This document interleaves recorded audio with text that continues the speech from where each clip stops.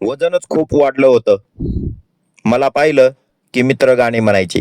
जाने कितने दिनों के बाद गली में आज सांड निकला. The next day. मनामध्ये निश्चय केला होता, खाऊन खाऊन सुटलेली ढेर आणि बसून बसून वाढलेली टेर ही कमी करायचीच. मग काय, धावण्यास सुरुवात केली. जोपर्यंत शरीरातून घामाच्या धारा येत नाहीत तोपर्यंत धावायचं असा निश्चयच केला. सलग धावत राहिलो, सतत धावत राहिलो. रोडवर कोणाचीच गर्दी नव्हती, फक्त मी एकटा पळत होतो. मग धावता धावता शरीरातून घामाच्या धारा येण्यास सुरुवात झाली आणि मी आनंदित झालो. फायनली माझी बॉडी आता गरम झालेली होती. धावत असताना खालून आग लागली होती आणि तोंडातून नुसता धूर निघत होता. मग धावत असताना थोडा मोठ्यांचा आशीर्वाद, कामठे नाना व मोरे काका यांची भेट झाली आणि मी आनंदित झालो आणि धावत राहिलो. धावता कधी 4 किलोमीटर पळून आलो हेच मला कळालं नाही. मग पार्क जवळ आलो. पार्कचं गेट बंद होतं. आतमध्ये एवढा अंधार होता, भीती तर वाटत होती, पण मन धीट केलं आणि आत जाण्याचा निर्णय घेतला आणि गेटच्या वरनं मी आतमध्ये प्रवेश केला. पण एकदम काळोख, गडद असा अंधार. अशा काळ्या ढूस अंधारात मी चालत राहिलो. आत गेल्यानंतर भूताच्या पिक्चरमध्ये जसा सीन दाखवला जातो तसा सीन माझ्या आजूबाजूला दिसू लागला. थोडीशी फाटली, परंतु भीती सुद्धा वाटली. मनात वेगवेगळे विचार येत होते.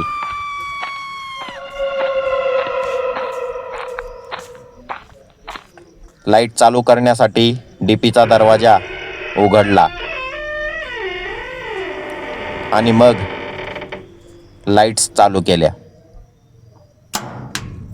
लाईट्स चालू केल्यानंतरचं हे दृश्य, आजूबाजूला लख्ख असा प्रकाश पडलेला होता आणि मग मी चालत राहिलो आणि आठवलं की अरे, आपण धावण्याआधी इथे मॅट ठेवलं होतं, ते मी घेतलं. ते घेतल्यानंतर पुन्हा मी उद्यानाच्या आतील बाजूस चालण्यास सुरुवात केली. आतमध्ये गेल्यानंतर सुंदर असं दृश्य आजूबाजूला दिसत होतं. अंधारातील दृश्यही तुम्ही पाहिलं असेल, पण उजेडातील दृश्य किती छान आणि लखलखीत वाटत आहे. या दिसतच असेल तुम्हाला. अगदी मोफत सुखसुविधा दिलेल्या आहेत.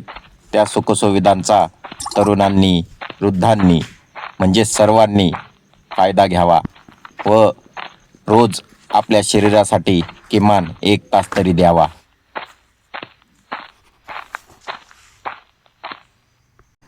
आणि मग मी अंदाज घेत होतो की व्यायाम कुठून चालू करू. सरपाट्या तर मारायच्यात. मग फायनली जागा भेटली आणि केली सुरुवात.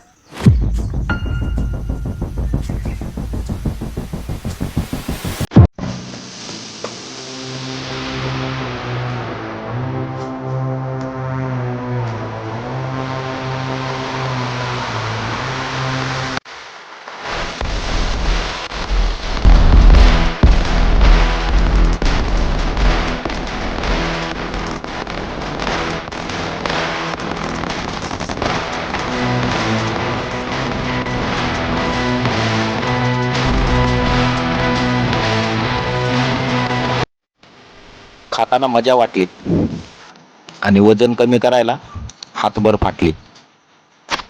एकदा सुटलेली ढेरी आणि मागून वाढलेली टेरी कमी करायचं म्हणलं तर असा खालून जाळ निघतो ना, जाळ निघतो जाळ.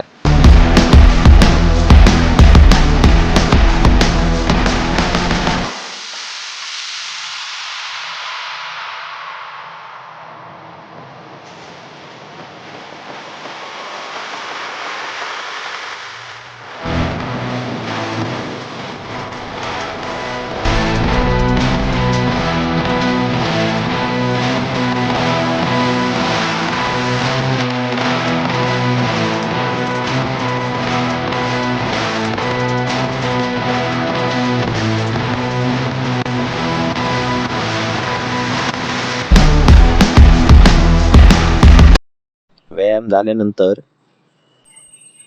वयोवृद्ध ज्येष्ठांचा आढावा घेतला.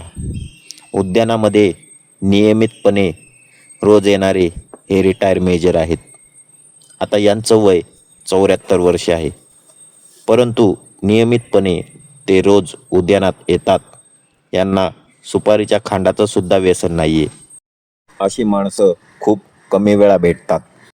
त्यांचा आपण आदर्श घेतला पाहिजे. तरुण पिढी ही दिवसेंदिवस कमी होत चाललेली आहे आणि वयोवृद्धांची उद्यानामध्ये मात्र न चुकता नियमितपणे गर्दी वाढत आहे. तरुण पिढी ही व्यसनांच्या आहारी गेली आहे.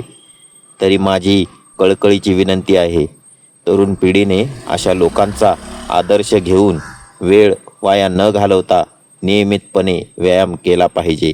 हे पिंपळे निलख गावचे प्रतिष्ठित व्यक्तिमत्व सुर्वे मेजर रिटायर आहेत, परंतु नियमित व्यायाम करणे हे त्यांच्या रक्तात आहे. खूपच भयानक असा स्टॅमिना आहे यांचा. या वयात सुद्धा एखाद्या तरुणाला लाजवेल असा मजबूत आणि रगाट व्यायाम आहे यांचा. अशा थोरांचा तरुणांनी आदर्श घेतला पाहिजे. आपल्या देशाचे हे दुर्दैव आहे की वाईट गोष्टी न शिकवता शिकतात, परंतु चांगल्या गोष्टी शिकवाव्या लागतात. हे मोठं दुर्दैव आहे.